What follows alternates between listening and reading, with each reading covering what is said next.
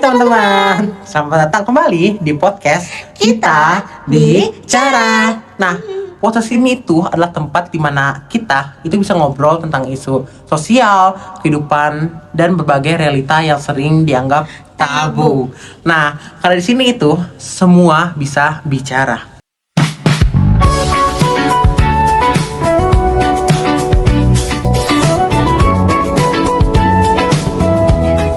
Di podcast ini, kita percaya bahwa tidak semua hal itu harus langsung kita hakimi.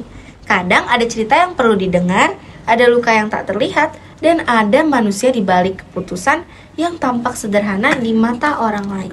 Nah, di episode kali ini, Bet, kita tuh akan membahas soal topik yang paling sensitif ya, Bet ya? Iya, sensitif. Nah, terus tapi dia juga kompleks, tapi menarik juga. Nah, tentang apa tuh, Bet? Tentang abortion atau aborsi. Ya, karena topik ini tuh kalian harus tahu bahwa topik ini memunculkan banyak sekali perdebatan. Perdebatan itu dari mana? Karena banyak sekali yang melihat dari sisi agama, ada juga yang melihat dari sisi hukum, ada yang berbicara tentang kesehatan fisik maupun mental, ada pula yang memahami isu abortion ini dari pengalaman hidup yang sangat personal. Nah, teman-teman tahu gak sih?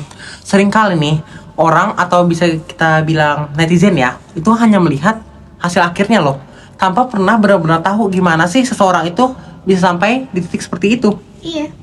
Padahal kan keputusan besar itu dalam hidup seseorang itu tidak pernah lahir dari ruang kosong semata ya. Iya, tidak pernah ada ruang kosong dalam hidup seseorang. Karena pasti di dalam hatinya tuh ada rasa takut, ada tekanan dari lingkungan, ada trauma yang membekas. Mungkin saja ada kondisi ekonomi yang sedang dia hadapi, ada pergumulan batin yang mungkin tidak semua orang memahami. Nah, jadi emang banyak banget ya teman-teman tekanan dan hal sebagainya seperti yang dijelaskan oleh Bet. Nah, di media sosial sendiri nih Bet, topik ini tuh emang sering banget tahu berujung jadi perdebatan tanpa akhir loh. Karena semua orang itu sibuk menyampaikan pendapatnya masing-masing, egonya masing-masing, tapi lupa kalau ada manusia yang sedang berjuang di balik cerita tersebut.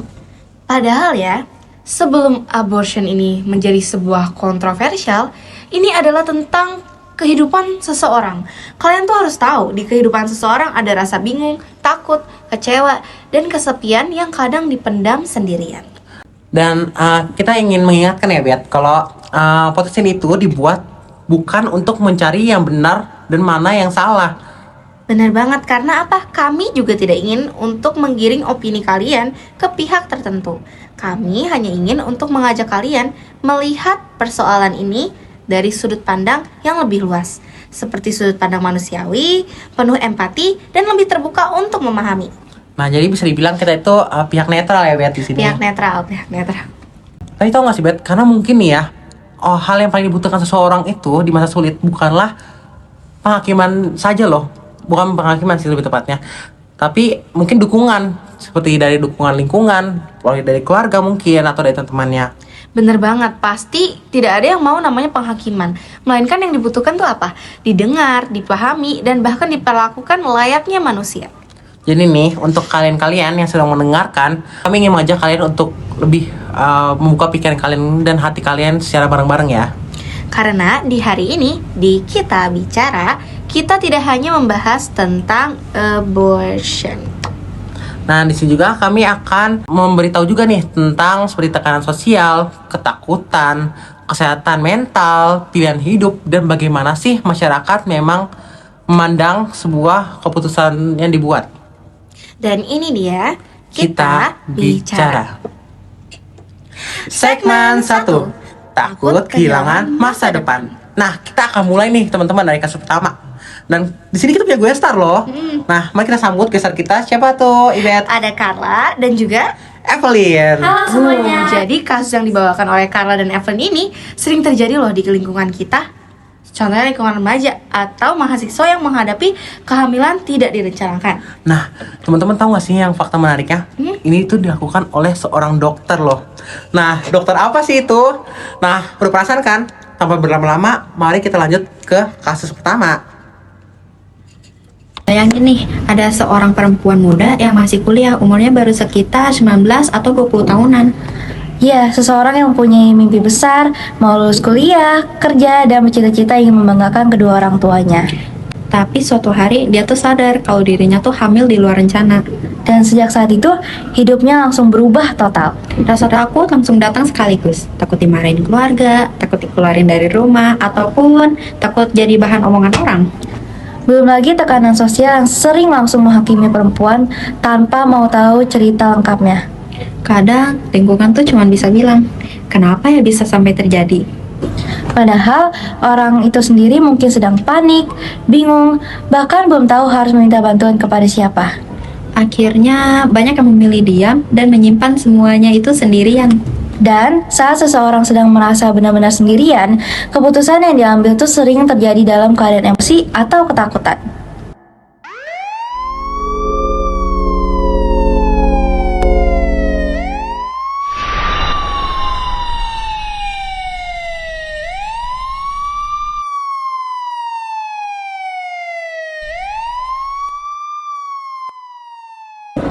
Halo semuanya, Selamat datang di podcast kita, aku Carla. dan aku Evelyn. Kali ini kita akan membahas sebuah kasus kriminal yang sempat ramai diperbincangkan di Indonesia, yaitu kasus dokter gigi di Bali yang divonis di penjara karena melakukan praktik aborsi ilegal.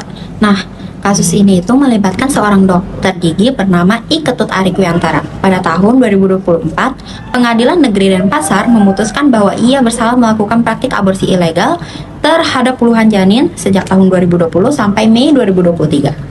Hakim menjatuhkan hukuman penjara selama 4 tahun 6 bulan. Sebenarnya jaksa menuntut hukuman 5 tahun, tetapi keputusan hakim sedikit lebih ringan. Nah, yang membuat kasus ini mengejutkan itu adalah karena terdakwa ternyata merupakan seorang dokter gigi, bukan dokter spesialis kandungan. Namun, ia tetap membuka praktik aborsi ilegal di tempat praktiknya. Nah, betul banget. Dari hasil penyelidikan polisi, ditemukan berbagai alat aborsi, seperti obat-obatan, USG, hingga data pasien yang jumlahnya mencapai lebih dari 1.000 nama. Nah, polisi juga menemukan percakapan di handphone terdakwa yang berkaitan dengan praktik tersebut. Bahkan, saat penggerebekan dilakukan, ada seorang pasien yang baru saja menjalani tindakan aborsi loh. Nah, menurut pengakuannya, ia merasa iba kepada pasien-pasien yang datang, terutama remaja usia sekolah. Ada juga orang tua pasien yang mengancam akan bunuh diri jika anaknya tidak dibantu menggugurkan kandungan. Nah, walaupun begitu, tindakan tersebut tetap melanggar hukum dan membahayakan kesehatan pasien. Selain ilegal, terdakwa juga diketahui tidak memiliki izin ataupun keahlian resmi di bidang aborsi loh. Nah, kalau menurut aku ya Kar, kasus ini tuh menunjukkan bahwa masalah pendidikan seksual dan pergaulan bebas masih jadi perhatian besar di masyarakat Indonesia. Iya sih, aku setuju loh. Selain itu, kita juga belajar bahwa profesi tenaga kesehatan memiliki kode etik yang harus dipatuhi. Kalau dilanggar, dampaknya bisa sangat serius, baik bagi pasien ataupun pelaku. Nah, kasus ini juga mengingatkan kita pentingnya menjaga diri dan juga mencari bantuan medis dan konseling yang resmi ketika menghadapi masalah kesehatan reproduksi. Nah, tentu aja jangan mudah percaya pada praktik ilegal, karena risikonya bisa sangat besar dan juga bisa mengancam nyawa loh. Wow, gimana Bet setelah mendengar kasus yang dibawakan oleh Carla dan juga Evelyn nih? Jadi kasus yang dibawain Carla dan Evelyn ini benar-benar bikin aku dan kita semua ngedengarnya merinding sih. Iya kan, kayak bayangin nih teman-teman, seorang dokter gigi tapi melakukan tindakannya itu bukan berkaitan dengan gigi, melainkan prosedur aborsi. Dan bahkan setahu yang aku dengar ya, itu proses aborsinya tuh tidak menggunakan praktek izin legal. Nah, tapi berani banget tahu dokternya kalau dipikir ya. Apalagi dengan alasan iba, padahal udah tahu resikonya membahayakan apa tuh dek? Pasiennya. Membahayakan nyawa sang pasien ya teman-teman. Iya. Nah, tahu nggak sih teman-teman? Selain kasus ini, itu ada kasus dua yang sangat menarik juga nih, nggak kalah menariknya dengan kasus pertama. Nah, dan kasus dua ini akan dibawakan oleh, kita mau undang gue star lagi nih teman-teman. Star baru ya? Iya, yaitu Vincent. dan juga Priscilla. Oke, mari kita sambut ke kasus kedua. Segmen 2. Tekanan ekonomi dan trauma.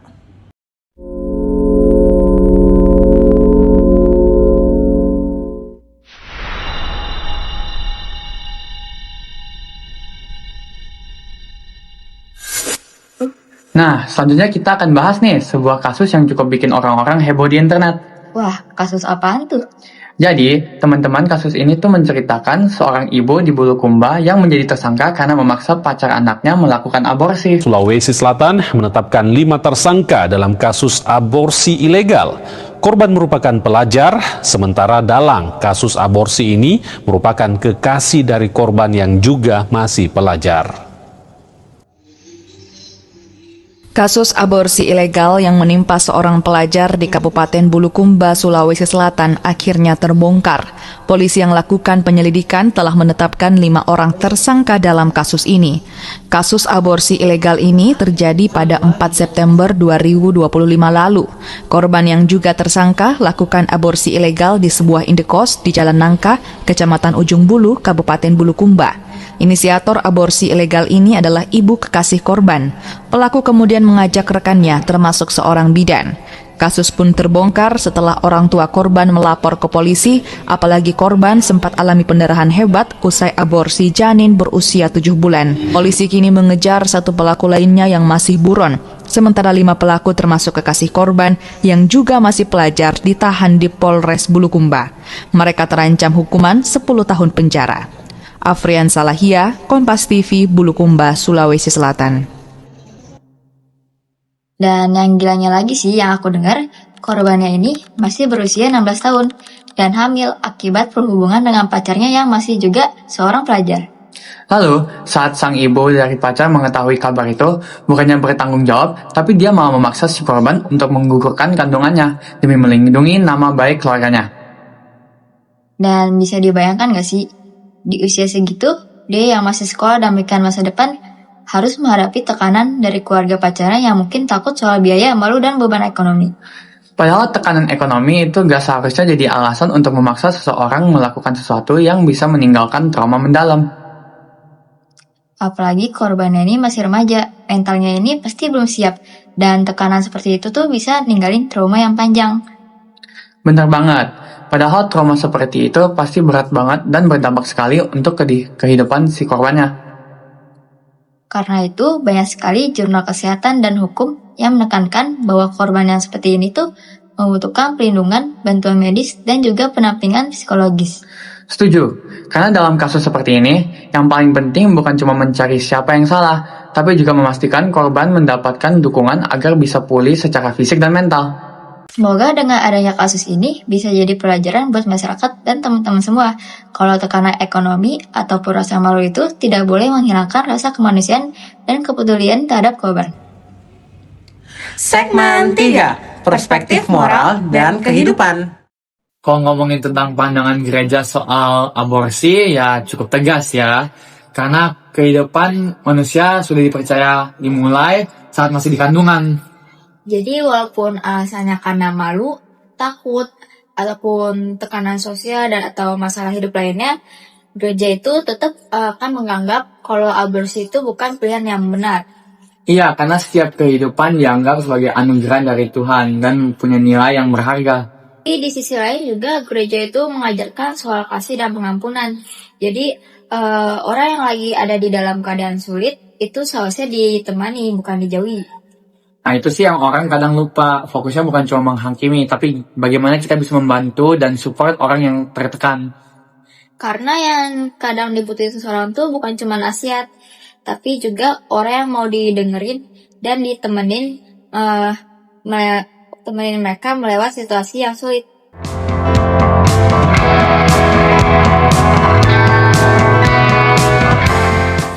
Nah, di Indonesia, aborsi secara umum itu masih dilarang loh oleh hukum. Nah, bener banget tuh, Kar.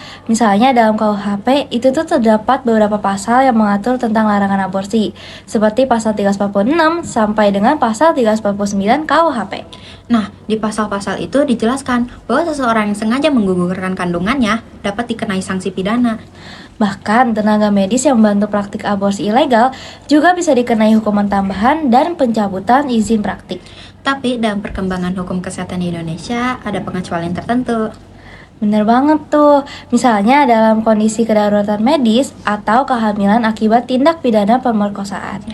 Hal itu dijelaskan dalam Undang-Undang Kesehatan dan juga Peraturan Pemerintah Nomor 28 Tahun 2024. Dalam aturan tersebut dijelaskan bahwa tindakan aborsi hanya boleh dilakukan oleh tenaga medis yang memiliki kewenangan dan kompetensi. Selain itu juga harus dilakukan di fasilitas kesehatan tertentu dan melalui tim pertimbangan medis. Karena praktik aborsi ilegal yang dilakukan sembarangan itu tuh sangat berbahaya bagi keselamatan perempuan. Nah, dalam Jurnal Hukum tahun 2025 juga dijelaskan bahwa masih banyak banget loh masyarakat yang melakukan praktik aborsi di klinik kecil yang tidak memiliki izin yang resmi. Dan itu bisa meningkatkan resiko infeksi, pendarahan, malpraktik, bahkan kematian.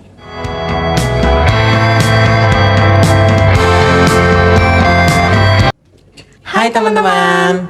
Nah, di segmen kali ini kita masuk ke pembahasan medis dan etika dokter. Nah, jadi gini nih teman-teman. Coba ya kita bayangin secara bareng-bareng nih. Ada nih seorang perempuan yang dimana dia tuh awalnya nggak sadar loh kalau sedang mengalami namanya kehamilan. Nah, kenapa? Karena hari demi harinya dia tuh merasa biasa aja. Dia masih bisa bekerja, masih bisa kuliah, masih bisa ketemu nih sama orang-orang lainnya seperti biasanya. Tapi perlahan-lahan tubuhnya itu mulai yang namanya perubahan, teman-teman. Nah, perubahan dari tubuhnya ini awalnya tuh seperti apa sih? Awalnya, mungkin dia merasakan bahwa adanya telat menstruasi. Lalu tubuhnya mulai gampang lelah, mual, pusing, emosinya tuh berubah-ubah atau kita bisa bilangnya itu mood swing. Dan tubuhnya itu terasa berbeda lah daripada biasanya. Padahal ya teman-teman, tanpa dia sadari, di dalam tubuhnya itu ada proses biologis yang besar yang sedang berjalan. Nah, kenapa sih disebutnya itu proses biologis yang besar? Karena gini teman-teman, kehamilan itu sebenarnya itu luar biasa kompleks loh. Jadi dia nggak sederhana.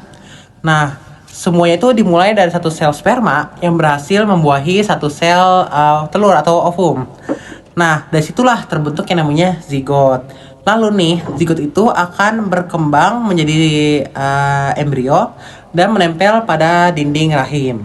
Nah, setelah si embrio ini menempel di dalam dinding rahim, nah tubuh ini atau tubuh sang ibu langsung bekerja keras mempertahankan kehamilan. Bagaimana cara tubuh sang ibu bekerja keras mempertahankan kehamilan? Tubuhnya itu akan mulai memproduksi yang namanya hormon. Hormon kehamilan itu contohnya seperti HCG dan progesteron. Hormon-hormon ini akan membuat tubuh sang ibu mulai beradaptasi dengan adanya kehidupan baru. Nah, makanya nih banyak ibu hamil itu jadi mual, lebih sensitif daripada biasanya, gampang capek, ataupun emosi itu bisa berubah-ubah nih. Karena tubuhnya itu emang sedang mengalami namanya perubahan biologis yang besar. Nah, yang paling menarik nih teman-teman, kita harus tahu bahwa perkembangan embrio di dalam tahap awal atau awal dari kehamilan itu benar-benar cepat loh. Seperti apa sih? Dalam waktu singkat akan mulai terbentuk jantung kecil, jaringan otak, saraf, pembuluh darah, sampai dengan organ-organ yang dasar lainnya. Nah, berarti setelah kita mengetahui atau sudah melihat story yang sudah dikasih tahu oleh Andrea, kita harus tahu nih aborsi dan jenis-jenis aborsi di dalam dunia medis. Apa sih itu, Dek? Nah, jadi ketika proses kehamilan itu berhenti nih, dalam dunia medis, kondisi itu juga disebut dengan aborsi atau abortus. Tapi ternyata jenis itu ada beragam loh, jadi berbeda-beda, bukan satu doang. Iya, benar banget. Nah, yang pertama ini aku bakal jelasin jenis aborsi yang pertama, yaitu ada loh aborsi yang terjadi secara alami atau disebutnya abortus spontan atau keguguran. Biasanya ini disebabkan oleh faktor biologis. Contohnya seperti kelainan kromosom, infeksi, atau kondisi tubuh sang ibu yang memang sedang tidak stabil. Nah, berarti selain aborsi yang terjadi secara alami, ada juga dong yang nggak alami. Nah, namanya itu adalah abortus provocatus nih teman-teman, yaitu penghentian kehamilan yang dilakukan itu secara sengaja. Sengaja, berarti ini loh yang kita hadapi di kasus-kasus yang kita bahas ya? Iya, bener banget, Bet. Benar. Nah, abortus provocatus ini dibagi lagi loh menjadi dua, yaitu apa? Aborsi secara medis dan juga aborsi secara ilegal. Kalau dari medis, gimana sih abortus provocatus? Ini dilakukan dengan prosedur kesehatan yang jelas. Sedangkan yang ilegal seperti yang kita tahu biasanya jauh lebih berbahaya karena dilakukan tanpa pengawasan tenaga medis. Nah, biasanya itu tanpa pengawasan tenaga medis itu banyak peralatan yang digunakan itu tidak steril nih teman-teman. Nah, kadang orang berpikir bahwa semua kasus itu hitam putih. Padahal di dunia medis sendiri itu tuh nggak selalu menjadi hal yang sesederhana itu loh. Malah sebenarnya tuh jauh ya dari kata sederhana. Kenapa sih? Karena ada kondisi tertentu di mana sang dokter harus memilih tindakan demi menyelamatkan nyawa pasien. Misalnya, nama kehamilannya itu ektopik. Apa sih kehamilan ektopik, Dek? Nah, jadi gini nih, Bet. Jadi itu ketika embrionya itu berkembangnya di luar rahim, bukan di dalam rahimnya. Biasanya itu di namanya itu ada tuba falopi. Nah, kalau kondisi ini terus dibiarkan nih, tuba falopinya itu bisa pecah loh dan menyebabkan pendarahan dalam yang sangat berbahaya banget lah. Wah, berarti kalian juga harus tahu nih, ada loh kondisi lain seperti penyakit jantung berat, preeklamsia serius, atau gangguan kesehatan tertentu yang dapat mengancam nyawa sang ibu kalau kehamilan diteruskan. Jadi, itulah yang membuat pertimbangan apakah dilakukan aborsi medis atau tidak. Nah, belum lagi nih kalau korban itu adalah korban kekerasan seksual, Bet. Waduh. Nah, itu tuh bukan cuman mengalami luka secara fisik loh, tapi dia juga bakal mempunyai namanya trauma berat, seperti trauma mental yang dalam. Oke, berarti kita harus tahu ya, setelah kita tahu jenisnya, penjelasannya, kita harus tahu proses aborsi. Berarti kita harus mulai dari kalau usia kandungan masih awal, biasanya itu prosedur aborsi dilakukan menggunakan obat-obatan loh, Dek. Kamu tahu nggak obat-obatannya apa? Nah, kayaknya aku tahu deh, Bet. Oke. Obat itu namanya itu kalau nggak salah mifepriston sama misoprostol kan? Iya, misoprostol, benar. Aku bakal jelasin dari mifepriston dulu ya. Mifepriston ini bekerja dengan cara menghambat hormon progesteron yang sebenarnya itu, seperti yang saya bilang, penting loh untuk mempertahankan kehamilan sang ibu. Berarti kalau pakai obat itu emang pasti gugur ya, Bet? Iya, lebih kayak menghambat lah. Jadi ketika hormon itu ditekan nih teman-teman, tubuh kita itu akan perlahan berhenti mendukung si perkembangan kehamilannya. Lalu dia itu misoprostolnya itu digunakan untuk merangsang kontraksi rahim supaya janin kehamilan itu atau janinnya ini itu keluar dari tubuh sang ibu. Benar, karena jika ada kontraksi, biasanya itu muncul kram perut yang hebat, jadi sakit banget, dan juga pendarahan. Tubuh sang ibu juga bisa bereaksi seperti apa? Mual, muntah, pusing, diare, demam yang ringan, ataupun badan yang terasa sangat-sangat lemas. Berarti kalau misalkan kita melakukan sesuatu yang buruk atau berbahaya, ada resiko yang akan kita rasakan gak sih? Iya, bener banget, Bet. Nama itu hukum sebab akibat kan? Benar. Nah, jadi nih teman-teman, dan ini itu yang penting banget nih untuk dipahami. Walaupun prosedur medis itu bisa dilakukan dengan aman, tetap harus namanya ada pengawasan dari tenaga medisnya secara langsung nih. Iya, karena dibutuhkan banget pengawasan tenaga kesehatan, karena kalau misalkan dilakukan dengan sembarangan, resikonya itu bisa sangat fatal. Lagi dan lagi disebutkan pendarahan hebat, infeksi, sampai ada jaringan yang tertinggal di dalam rahim. Jaringan yang tertinggal dalam rahim itu seperti yang Andre bilang, janinnya bisa tertinggal loh di dalam rahim. Nah, kalau infeksinya itu menyebar ke aliran darah nih teman-teman, itu tuh bisa banget loh menyebabkan namanya sepsis dan membahayakan sang nyawa pasien tersebut. Ya, membahayakan nyawa ibu banget ya. Bahkan nih Dek, dalam beberapa kasus ada kerusakan pada dinding rahim ibu. Nah, itu bisa menyebabkan atau mempengaruhi kesuburan sang ibu di masa depan. Jadi, dalam kata kasarnya, sang ibu bisa mengalami mandul. Makanya nih, di WHO atau World Health Organization menyebutkan bahwa abortion atau aborsi yang tidak aman sebagai salah satu penyebab tingginya angka kematian ibu di beberapa negara.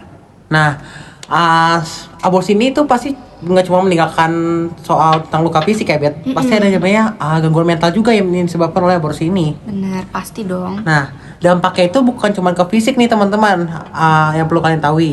Nah, kadang luka yang paling berat justru bukan di luka fisik, melainkan di mental seseorang tersebut.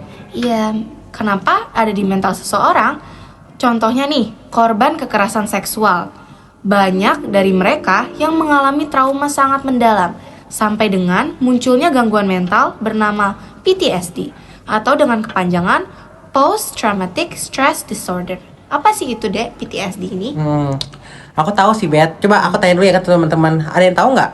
PTSD atau ada yang mengalami PTSD? Oh, kayaknya enggak deh, Bet. Nah, jadi gini tuh. PTSD itu adalah kondisi nih ketika seseorang itu terus dihantui pengalaman traumatis yang pernah dia alaminya.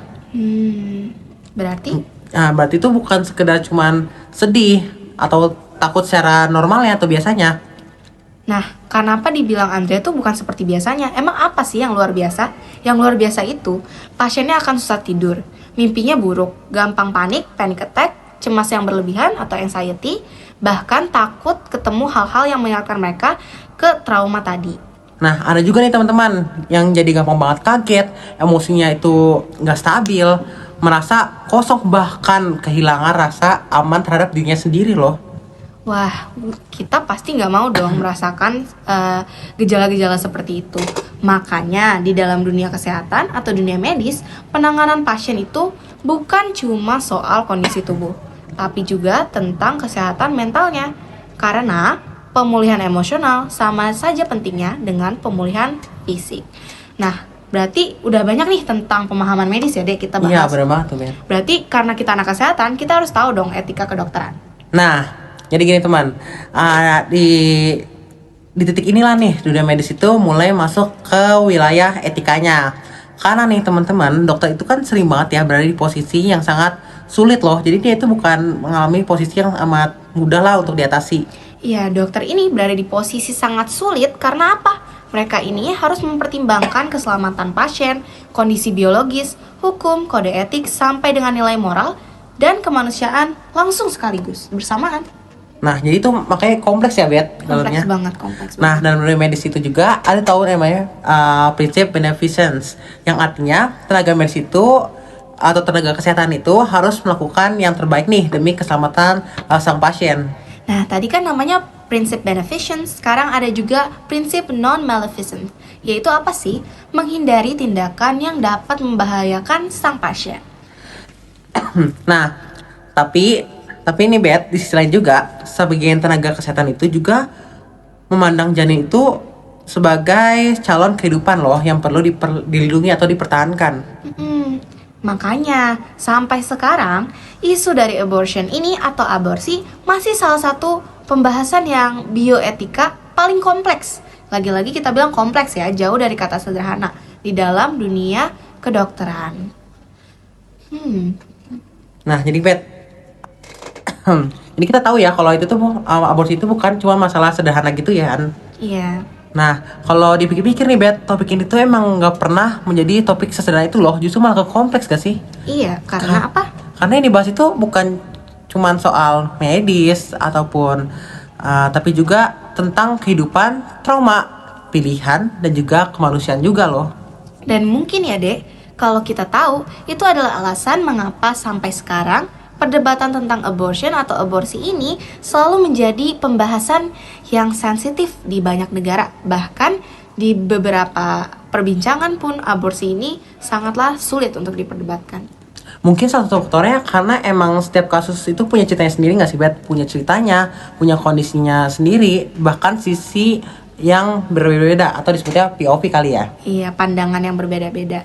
Jadi, daripada kita atau kalian langsung menghakimi, mungkin yang lebih penting itu memahami bahwa di balik sebuah keputusan seringkali ada loh keadaan yang emang kalian atau kita nggak tahu.